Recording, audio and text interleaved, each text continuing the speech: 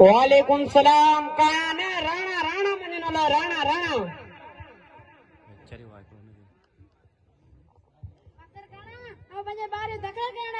काना ने राणा राणा। अच्छा व्यो व्यो व्यो। अच्छा नहीं केड़े क्लास में दाखला कराना आयो नहीं पातर काना असांजी गोरजी स्कूल में 8 दर्जा पढ़ी आयो न बागो विंदो पे न आयो इने ही पास इंदो रे हाने 14 के सुठो स्कूल में दाखला वठू काना ने राणा राणा। ठीक है राणा साईं शमन पुत्र जुमन जो स्कूल में दाखला कराने आयो बोला चाइना बार जो निकाह करना यहीं जा स्कूल के कबूला। चलो सही इनका मां पेरी टेस्ट ओडंदस से भले तो के पहला रेस्ट वठो पेरी दफा मां अंग्रेजी में टेस्ट ओडंदस। ठीक है सवाल नंबर पेरी वो आए त ग्रामर छा आए जगादी जो जोत बटो प्यो यूर छा जगादी जो जोत बटो प्यो। चलो खैर सवाल नंबर बियो बोर्ड के अंग्रेजी में छा चवंदा आहिनि बोर्ड के अंग्रेजी में जेको बिचो थोड़न का समझ में ईंदो। अच्छा पाकिस्तान स्टडी खबर है थई ठीक है पाकिस्तान ठाणे में कायदे समझो केडो अथो सही हेडो वडो अथो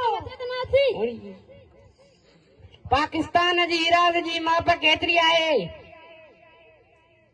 सही हेडो वडो मुल्क केर वापे रंदो। अच्छा रियाजी जी खबर है थई जी साईं वसा को तो मुझे बाहर लगो पियो आया वाड़े वाह। अच्छा सोड़ी कुंड छाखे चबो आहे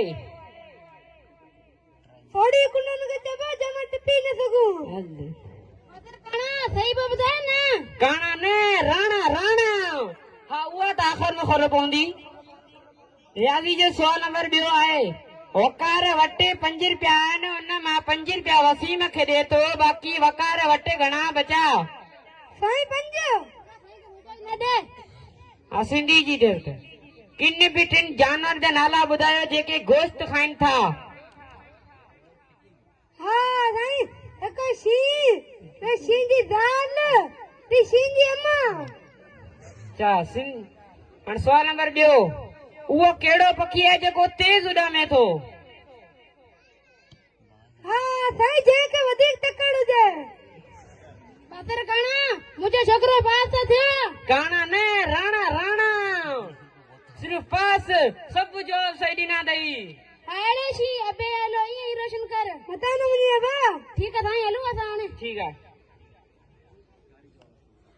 हाणे तव्हांखे ही चई सघां थो त जेतिरो फर्ज़ उस्ताद जो हूंदो ओतिरो ई माइट जो हूंदो आहे पर असांजे इलाइक़े में माइट पंहिंजे ॿारनि खे घर जे कमनि में मसरूफ़ करे छॾींदा आहिनि। स्कूल कम पुछण जे बजाए हू बकरियूं मेयूं गाह वग़ैरह कराईंदा आहिनि।